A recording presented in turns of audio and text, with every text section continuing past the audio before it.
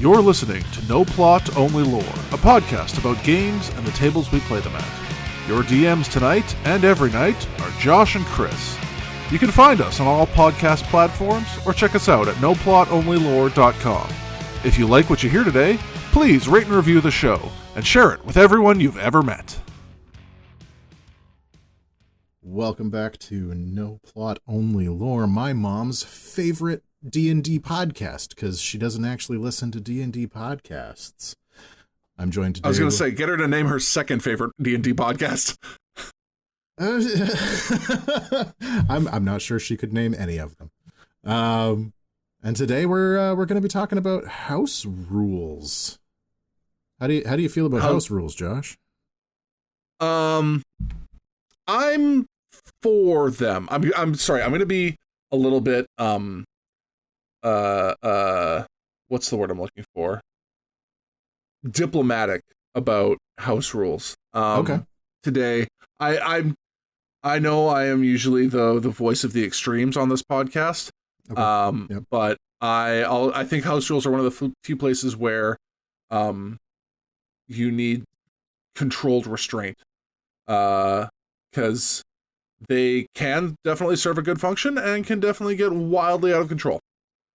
Okay, so does this mean I'm bad cop this week? Is that... You're bad cop today. Okay, fuck house rules. Fuck your house rules in particular. I can't believe what you have done to the absolutely perfect rules as written in D&D 5th edition, and if you want to play any of your homebrew bullshit, then you should absolutely just go write your own fucking game. Oh, right. Are we going to talk about the raw guy this week? Or fucking better. Oh my god. The professional DM who doesn't house rule things. Perfect. Yeah, I don't have that page up, so we're gonna have to leave that for a little bit. But goddamn, yeah. No, okay. I think house rules have a place, right? Like they're an important way, for me at least, as a DM, to tailor the game experience to what it is that I'm trying to accomplish with the game. Yeah. They don't always work the way that I intend them to. And I am definitely guilty of going way off the deep end with them. Right. There have been a couple of occasions where I have just like, I have gone and made my own game in the middle of a game and then made that game into the game that I'm designing. Right. That's not great. That hurt everyone, including me. But a lot of times, like small, sparse uses of house rules can enhance the flavor of the thing that we're doing. Are you using any house rules in the games that you're playing right now? Yes, we are. Just a few, but they are filling in the gaps of places that the 5th edition rules, I think, either weren't very clear or just worse than previous editions. Right. My most basic example being, we like to use the charging rules closer to 4th edition than 5th edition. How do you deal with fighters that get that as an ability? They get it as an ability, great. Oh. We don't play with a lot of fighters. Okay. Yeah, we don't play with a lot of charging. Like, it's just like, we thought it was very dumb that, like, running forward with the sharp end pointing out was somehow complex. Right. Especially if you're, like, using your move to make 2 moves. Okay. I'm also using a few house rules in the game that I'm running right now. And those ones are a bit more, I want to say, like, high concept in their execution. So the 2 house rules that we're using, well, we have a couple of others, but the 2 core ones that we're using are I Know a Guy and flashbacks. Yeah. So we're using the hero point system in the DMG. So you have a certain number of hero points that you can spend to add 1d6 to a d20 roll. Okay. And as an optional payment, you can pay 1 hero point to do a flashback. so that you can describe how your character prepared for the situation that you're in currently in the past. Yep. And then the I know a guy, every 5 levels, you can tell me that I know a guy who can do this thing or who does something specific, so that you can use that guy to advance the plot. Now, it can't be somebody who's going to like show up and solve the problem for you. But if you need somebody to do some like mystic investigation stuff that nobody in the party is prepared to do, you can be like, hey, I know a guy. He's an archaeologist who works with this sort of thing all the time. So we're going to bring this to him. Gotcha. Right. And for the nature of the game that I'm playing, I feel that both of those have been very useful in both enhancing the game and also enhancing the investment that my players have in the game world. Right. So like the flashback mechanic is a mechanic that I stole from Knives in the Dark. Okay. Where you're doing a heist, and in every heist movie ever, you see the thing that is happening, but you also flash back to the preparations that were happening to describe why the heist is going off the way that it is, and why the thing that looks like it's going to be the thing that sinks the heist isn't actually the thing that's going to sink the heist. Right. And so these flashbacks allow for that, right? And we've had a couple of really great interactions with them where one of our more recent games, an important thing fell off of the airship that they were in. Okay. And so one of my players went to dive after it and used a Talisman of Featherfall, but failed the dex save to like figure out where she should use that to not die. Right. Used a second one that she had to try again and failed that one as well. And then another player at the table used a flashback to slip her an extra one because she had been giving them out to everybody.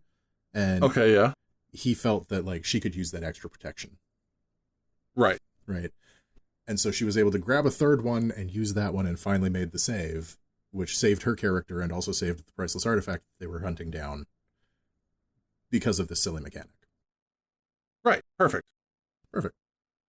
Made it for a more cinematic, heroic moment.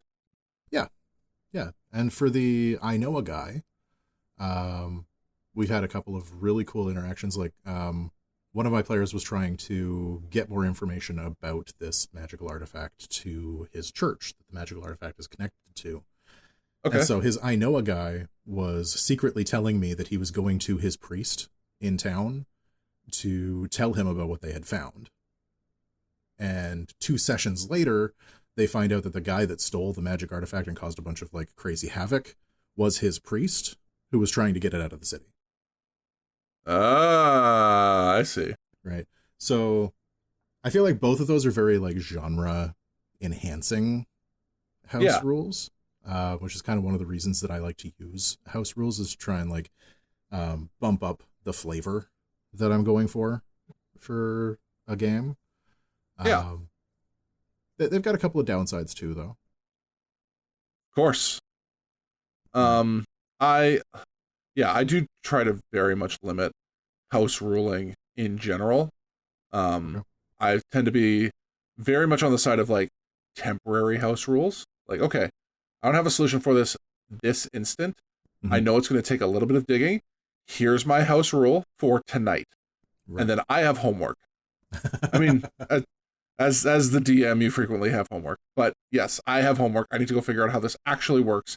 And then if it doesn't have an actual solution after Googling and reading, then I will make I don't want to call it a house rule. I just want to make it an adjudication. Right. Like pending further publications to the contrary. See, I usually, like, I have taken to house, like, not house rules, but like rule checking using ChatGPT at the table. Because it's just so fast. It's so fast. It's fast, but it's not necessarily accurate. It has been accurate every single time I've done it. I don't trust it, because it's robots.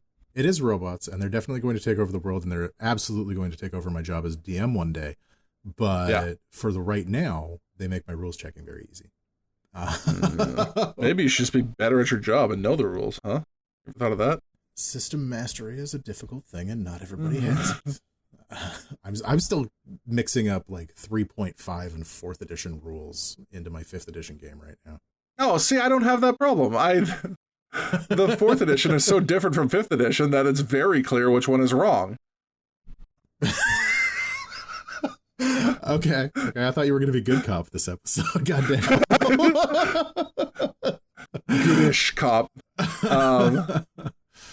All right. Yeah, no, like I do. I don't want to say like mix them up, but sometimes like I'll just accidentally house rule something that I want to happen because I think it's better. The other example of one that I do all the time is flanking.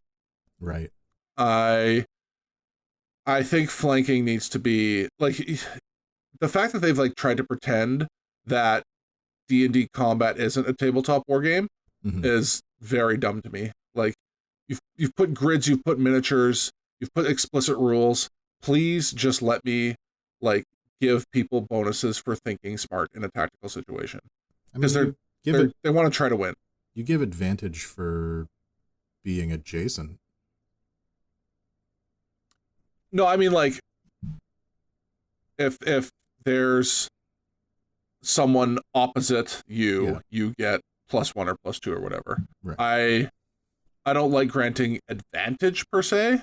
Okay. Because again, that's just like luck. I think you should be rewarded like more solidly. I actually read a cool house rule on stacking advantage recently. Okay. I think it was actually today.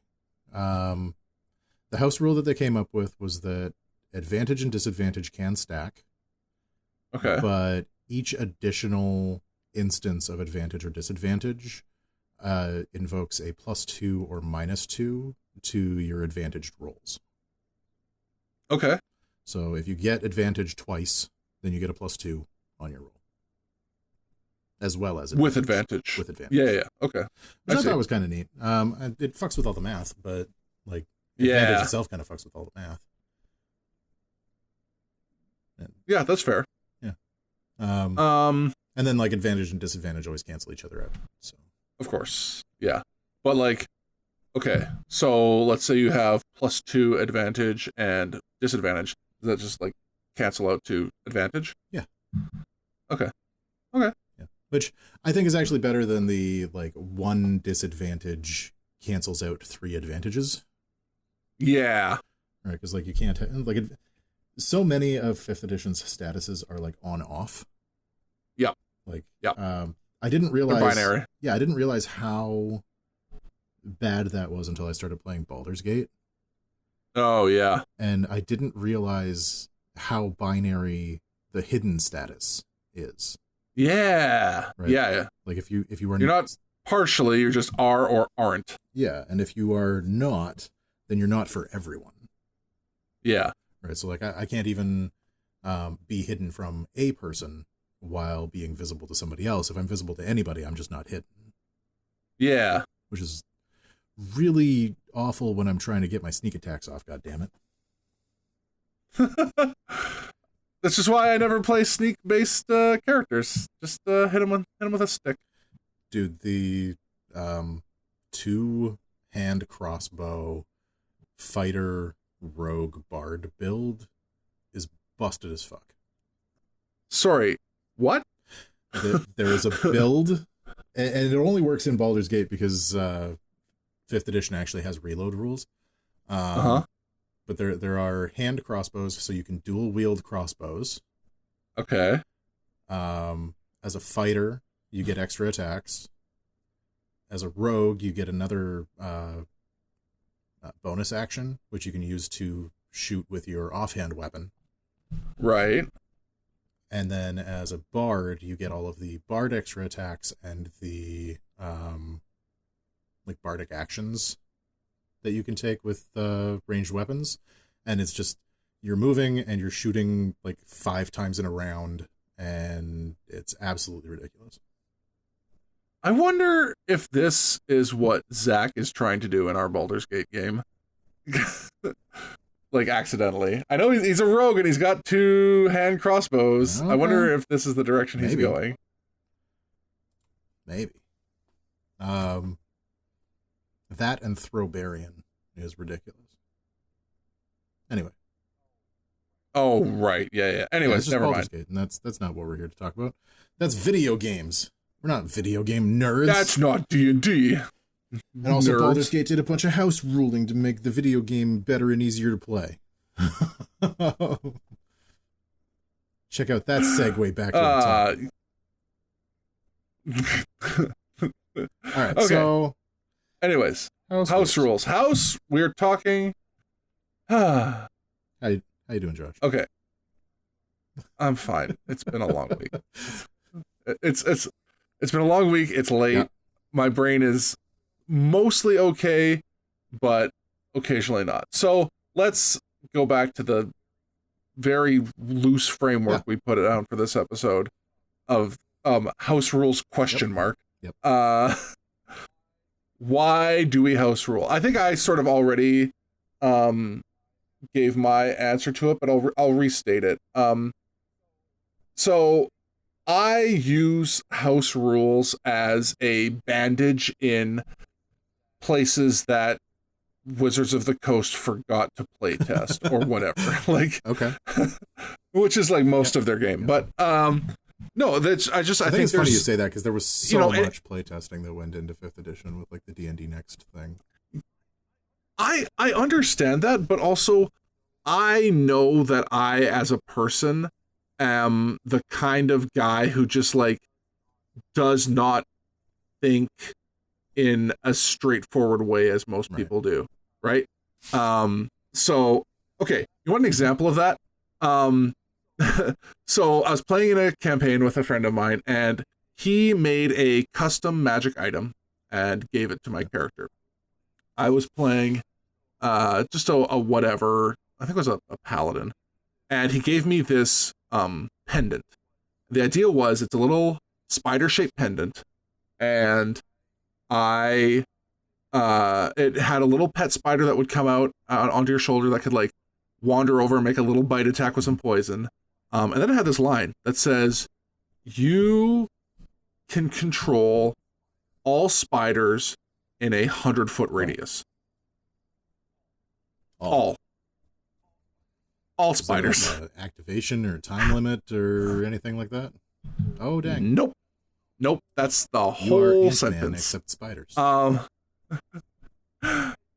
I became the villain from Big Hero 6.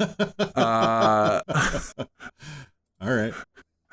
But instead of tiny, like, gyroid-shaped robots, it was spiders. Okay. I had a cape made of spiders. I was floating off the ground on a wave of spiders that would propel me across the landscape. There's no time limit, and I control all of them. And I don't know if you've ever Googled how many spiders are in, like, any given forested area, but it's way more than you think. Yeah. And so if I just keep them coming with me, eventually I create this, like, death ball of spiders, which they may not be individually a lot, but when you have millions of them, so, like, we captured some guys, or there's like we didn't capture them. There's like a patrol of them out in the woods that we wanted to scare off. So I pulled a Charlotte's Web and had my spiders like run up into the trees and like spell out like "go away," and then I like floated up behind them with my cape of spiders, and they were just like, "Oh shit, that's fucking terrifying," because of course it is, right? And then we captured a guy after a fight, and we were interrogating him. And so I just started sending spiders into orifices, which is compelling. Is it? It's compelling. Yeah, a spider up the nose gets your attention, and a spider up the urethra gets answers.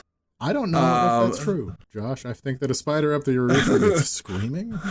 I think a spider aimed at my urethra gets screaming. Yeah, I was going to say the threat of a spider up the urethra gets answers real fast. Anyways, so yeah, it turns out when you don't playtest, if you don't playtest things with Josh in mind, bad things happen. So I am Josh-proofing my own games against my other players with various small house rules, and then also just fixing things that I think are dumb, like the charge rule. I think everyone just, basically I'm playing it as everyone has the charger feat, period. Because running in a straight line is not rocket science, and putting the sharp end in front of you is not rocket science. And I'm pretty sure even the dumbest barbarian in the world can do those simultaneously. I think that you are giving dumb people entirely too much credit. I played football with them, and I played football with a guy who had to write left and right on his own wrists so he wouldn't have to, quote, think about it during the game. My mom did that to me once, and she wrote them on the wrong hands. Your mom was a nurse, too! Yeah, she wrote them on the wrong hands, and I was going to my grandmother's house. And that's why you guys lost the provincial championship? No, I was going to my grandmother's house, and so my mom wrote me instructions on how to get to my grandmother's house, and then wrote left and right on my hands, and then I ended up in a completely different neighborhood because I was following the instructions based on the writing on my hands. Oh my God. My mom had to like get in the car and try and like figure out how, like, what the opposite of her instructions would be. To try and find me. Oh man, back in the days when you just let kids loose into the wilderness with handwritten instructions. Yeah, I was still in Calgary at the time, so that would have been... Oh, see, I thought this was Stettler behavior, but Calgary's even worse. No, I would have been grade 1, 2. That's a real city. Oh yeah. No. Yeah, just a youngin'. Anyways, so we know why I house rule to fix things. Why do you house rule? I house rule for a few reasons. Okay. The first is thematic, right? Like I like to introduce rules that are going to elevate themes. So if we are going to be playing 5th edition D&D and we need to include some stuff about romance, then 5th edition D&D is not prepared to do that game. Neither is Josh. Correct. 5th edition D&D is not prepared to do that game. Or like if we're doing like courtly intrigue, 5th edition D&D is really good at showing up and hitting stuff real hard until it dies. It's not as good at hanging out in high society and making sure that the like king and the bishop are both getting their needs met from this arrangement that's happening with their daughters, right? Like, despite having Greyhawk as a setting. Yeah. So like adding additional layers of rules to sell your themes is one of the biggest reasons that I start to introduce house rules. Yeah. And like to focus on different aspects of a system as well, right? Like adding in additional rules for death saves, for instance, changes the way that you interact with characters that are downed. Yeah, definitely. If you go rules as written, then when you roll a d20 and you get a natural 20, you get 2 stabilization checks on your death save track.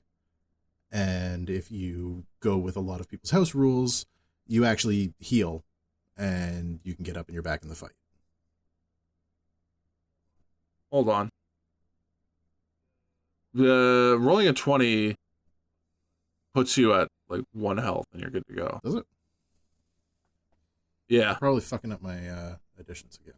Wait a second. I'm going to go ask ChatGPT. Anyways. No, you dare, you traitor. Doing it right now. No. If I roll a let's see if you can 20 All right, so I'm going to the back of the PHB under D for death saving throws, page 197. Page 197. You are correct. You gain 1 health point. If you roll a 20 on the D20, you regain 1 hit point. Hooray. Anyways, that's besides the point. Also, I'd let you know that I am as fast as ChatGPT at finding an answer. Yes. Yes, you are. Assuming that you're not in the middle of running a game and you have like 5 people asking you different questions. Anyways, besides the point. Okay, yeah. Again, either one of those, if you house rule it, like if you house rule it that you stabilize but don't get up, or you house rule it that you gain additional health, or you, I think, was it 4th edition? You were able to spend a healing surge if you rolled a 20 on a death save. Yeah. Because you could roll, and then you would just like stabilize if someone came over and gave you the help action or something, or the heal action. And then if you rolled a 20, you burned a healing surge for free, and then could stand up on your turn. 5th edition, you regain a hit point, and then can stand up on your turn. Which one hit point is not that much. Depending on my initiative order, that could be me being down again immediately. Probably will be. For sure. But like changing the way that you deal with those, right? Injuries is a really popular house rule that I disagree with wholeheartedly. Where I hate it. If you take a certain amount of damage, or if you are downed, or if you're downed by a certain amount of damage, then you gain a permanent impact on your character. There are systems that handle that okay.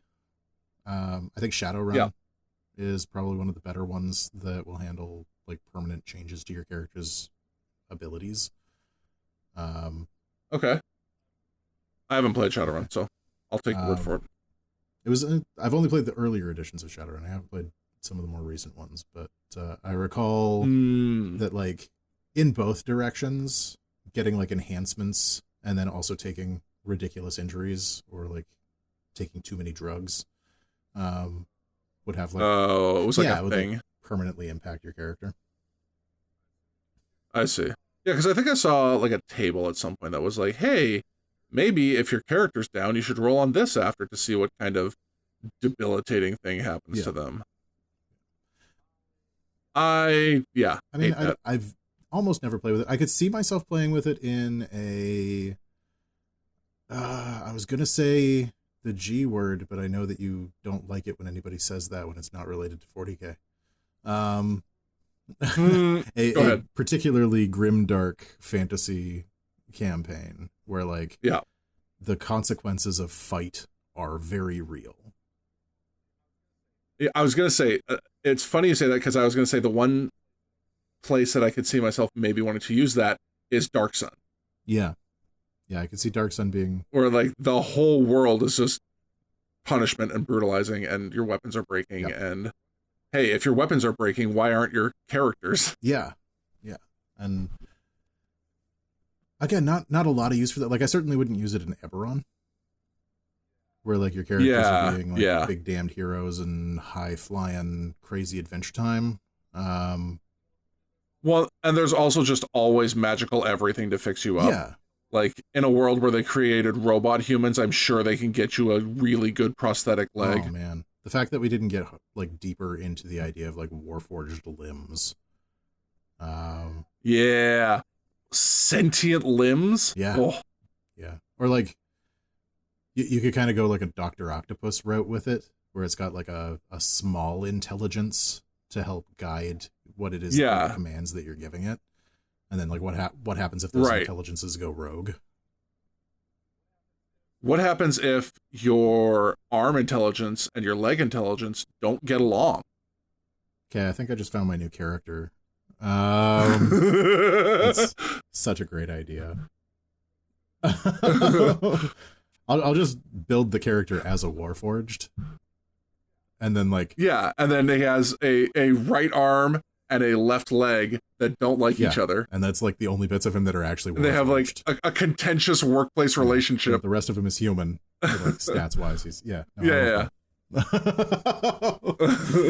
And then just like occasionally having to deal with the fact that like this guy is. I was gonna say, what if occasionally he has to be HR for his own limbs to resolve a workplace dispute? Look, she touched me in a way that I did not appreciate, and I can't handle that in an environment that's supposed to be professional. I feel like Lefty is really just like undermining my authority and my role here as the primary weapon holder. Well, maybe if you held weapons better instead of like a little bitch. Oh, maybe if you were constantly limping to one side, so I had to course correct every time I was swinging. Such a micromanager, good gods. Well, someone's gonna manage things around here. We got to. You know what would be a lot of fun? If What? you had 2 or 3 players playing that character. So I kind of did a similar thing in a game I was playing for a few years where I ran with the idea of half orc being like half an orc. Okay. Like he's just stitched together from various battlefield pieces and then reanimated by the local like junior necromancer who was just trying things out. And so like he's literally half an orc. And then over the course of play with him, I was like, well, what if like other pieces of him are also not human? And then like there's 5 different like voices in his head that are the different constituent like souls arguing over who gets to fully control the body, right? And like then maybe in different situations as a community they would like let a certain representative come to the forefront and speak for the group, right? Like that's great. Social situations, it might be the dwarf or the elf, and then combat happens and the orc's like, me turn. Or better, it's just like during the combat situation, the orc is feeling jilted and it's just like, no, I don't fight. And then like during the social situation, the orc is like, me turn. Yeah. Like when the Hulk won't come out of Bruce and he's like, come on, like we gotta save our lives. And it's like, no, I don't wanna. Then he's there for the party. Elf. Yeah. But then like the elf spirit that was really just like the foot that happened to be there is like, I guess I gotta take over now. And he like, none of his combat moves work because he's used to having a much more agile body. And what he's got now is this just like lump of muscles. Fantastic. Right, when you said half an orc, I assumed you meant just like the left half of the orc. Just like split right down the middle, and that's all the orc you have. Yeah.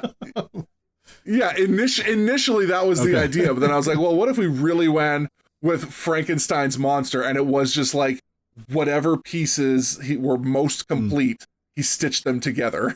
I think I sent it to you, the campaign idea for like a bunch of like characters that are half human, half something else. And then the campaign idea is all of them are trying to find their dad. Oh no. And it's just like one guy. Yeah. The consequences of being a horny bard are child support payments across multiple species. Like an entire village of children of different species come banging down your door 20 years later. That's really funny. Like there's a dragonborn and a half orc and a Goliath and like it's just like all these. Oh man, sorry, not a Goliath, a mule. Yeah, that'd be very funny. A lot of fun, especially like as the DM. I would love playing that dad. Yeah. It's like, wait, like the dad's like the BBEG, but he's just like a piece of shit who's trying to dodge out of child support payments. Kid, I don't know what to tell you. The 40s were a weird time. I was touring around. I was basically homeless. I'm doing pretty good now. What was your mother's name? No, I've never met anyone like that. No, it's gonna be me. Oh shit, I bagged an elf for real.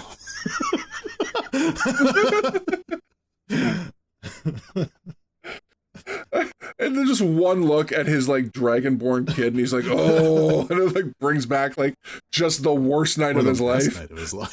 Yeah, play it how you wish. Yeah, and it's like every adventure is just him skipping out of town and them trying to chase him down again. All right, kids, I gotta go buy some milk. I'll be back. I need some tobacco. For a couple of cartons of smokes. I'll be right back. So good. All right, house rules. All right. Well, actually, interestingly, I've heard. I don't know how accurate this is, but I have heard rumors that they are going to be doing away with the half species in Dungeons and Dragons in the future. I don't know if I like that. I don't know until I see how they handle it. Because half elves have been like a very defined, distinct thing for a long time, and Tolkien. I get the squeamishness over what they used to consider the origin of half orcs. I can understand wanting them to change it so that, you know, people aren't always playing the results of abuse like that. Okay, cool, great.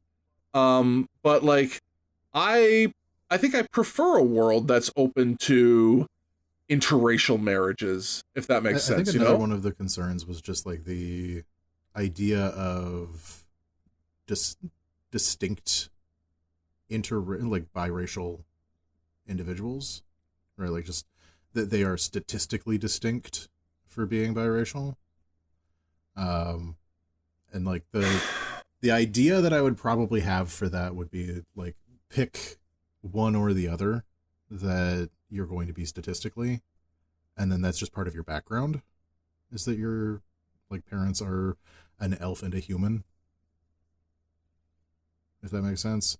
Mm-hmm. Like rather than make it a statistics thing, instead of making it like a system thing, make it a background thing instead. But would it confer any like advantages or disadvantages? Like I understand that they've got this design philosophy right now that's like, we want everyone to be able to do exactly what they want regardless of like what they're playing.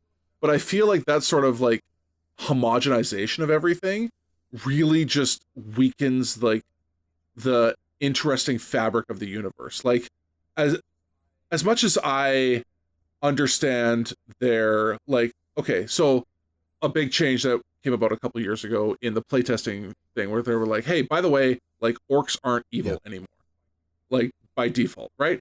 And I'm like, okay, I get it. They explicitly said they were touching on a lot of like the weird racist undertones on like the orc origin story specifically.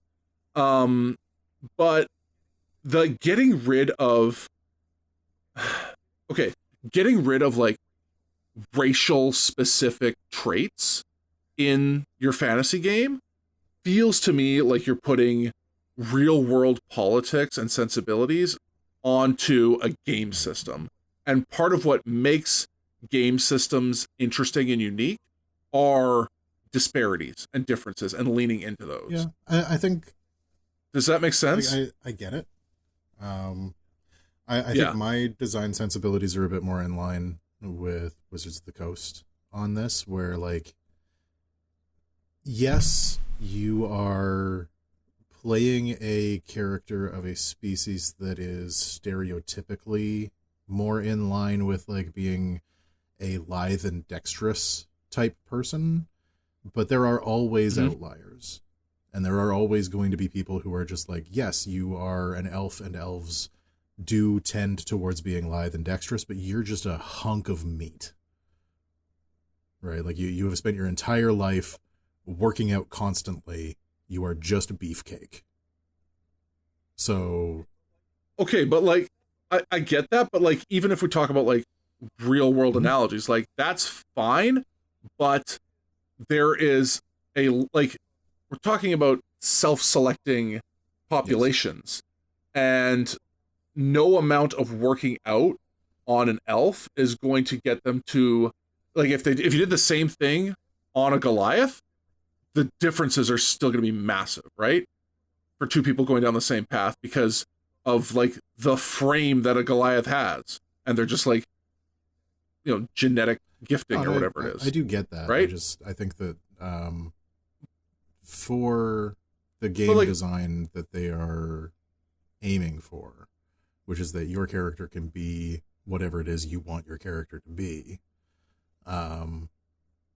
it makes a bit more sense to not be beholden to those stereotypes and to be able to do whatever it is you want with the characters. That said, I do think that there is a place for there to be games where like species does have a mechanical impact on things like your character creation.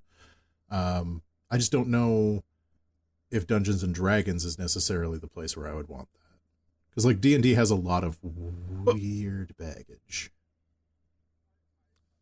I understand that, but like what I'm saying is those limitations I think are part of what make for interesting characters and interesting like ideas. Like, so I know so the one shot I ran, someone wanted to make a gnome barbarian, which is like awesome, cool. They wanted to use a great axe, which on the one hand, if you like look at the rules as written, don't do that. You're a small creature. You are going to have disadvantage on every attack you make with this thing, regardless of how, like, if you roll your stats, regardless of how godly you roll those stats and how well that like works out mechanically, you're always going to have disadvantage. Do you still have disadvantage if you take great weapon? I think. I don't know. I didn't look that up. I don't think so. But whatever. The point is, I think that would be very, very funny. Yes. Is to essentially have a gnome swinging an axe that weighs as much as it does, and every spin is just swinging for the fences and for the fight of his life. He's going to spin a full 360, and he might hit, but he might not, right? And that comes down to having like limitations on what being a gnome means. Yeah, he wants to be a barbarian. He's been working out his whole life and has so much rage. He's also 3 feet tall. You just can't get away from that. Yeah, right? But at the same time, I think like the proficiency of the character, like if they've gotten pretty good at doing that spin to win strategy, then maybe the limitation that's there doesn't necessarily apply. But he's 25 pounds, and so is a great axe. Right? So it's a funny mental image, but I don't know if it necessarily requires a systemic answer. I think that if you want to play a gnome barbarian with a great axe, and you can think of a way to make that work, then I'm down with it. No, I think you should play a gnome barbarian with a great axe. I think it's character building that it doesn't work perfectly, but they're still so convicted for the first 4 levels, and then they catch the feat, and now they're good. They found it. I don't know how feats. No, but and that's just it. Like so many of those, like what you would call a disadvantage or whatever, can get leveled out by taking specific things to counteract that, which is fine. It just also means that you won't have like the highest of highs and the lowest of lows anymore, which is also fine. I find that the design choice to remove negatives in general is an issue with Wizards. So like, I don't think it's specific to species selection, but I do think that there's a tendency recently towards moving away from anything that might be perceived as punishing a player for making a choice. Taking on a disadvantage purposefully. They just want to remove negativity as like a thing, which I don't agree with. Vibes only. Which, like as a design choice, not my favorite. You go, bestie, if you want to. It's just. But I feel like there are other ways that you could introduce those kinds of drawbacks to a player character. Like, if you were to expand the backgrounds system, right? Like, the background system as it currently exists is pretty anemic. But if you were to expand that out to include like a benefits and flaws system, right? Then you would have the ability to add a like background for being a biracial character, right? Because that is going to have a social impact on how your character plays, most likely, and not necessarily going to have like specific drawbacks or benefits attached to it, but like give you a range of a few that you might be able to pick. Right? Yeah. Or having socioeconomic class involved in your backgrounds a bit more. Right? So like right now, if you pick one of the backgrounds that is from one of the poorer socioeconomic classes, it's still all upside. Right? You get the skills that you are good at from that background, and that's pretty much it. Right? So like I feel like expanding that is a better direction than trying to tie those things directly to character, species, and race. And we'll have to see how they handle it before both of us house rule the shit out of it, because we're probably going to both house rule the shit out of it. Oh, 100%. I mean, I am. So much. I don't know about you. You don't like house rules as much. I don't like house. Okay, frankly, if they're like, I have remained, I would say, intentionally in the dark about the amount of 1D&D changes that are coming. Coming very fast. Frankly, I'm at the point now, having heard the things that I have, that if there's too many things for me to house rule to my preference, I'm leaving the system. Like, oh no, I will finally, I will finally try something else. Be a Pathfinder podcast after this will be the hill I die. I was gonna say, you could scare me into trying Pathfinder as much as I don't want to. It's just 3.5 D&D. Like, you played for real a session or two of 3.5 D&D.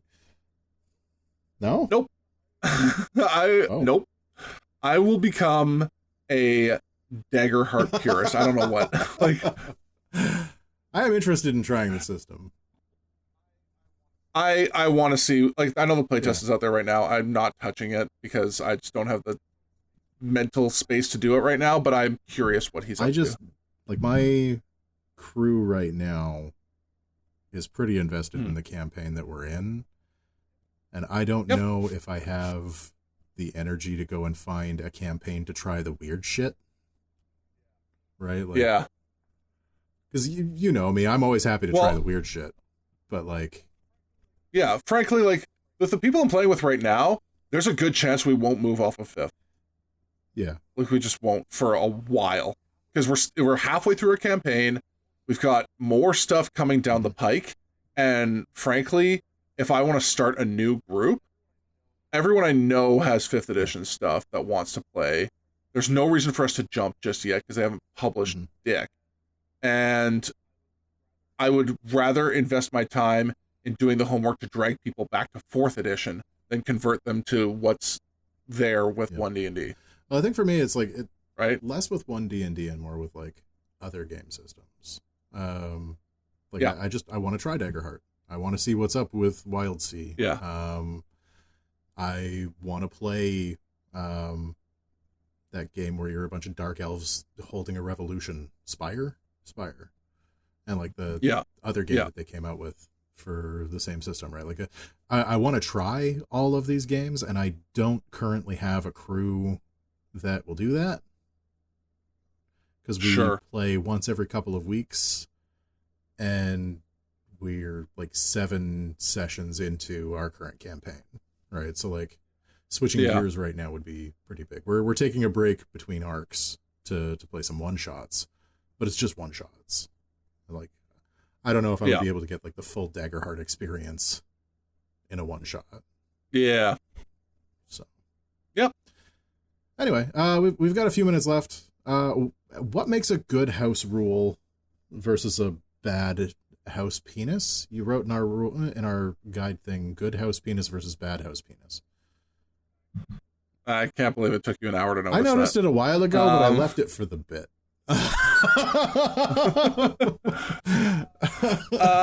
Okay, so good house rules versus bad house rules. What is a good house rule? Why is it a good house rule? So I would say, from my experience, a good house rule is something that allows the game to flow more naturally, and operate more consistently. It removes ambiguity.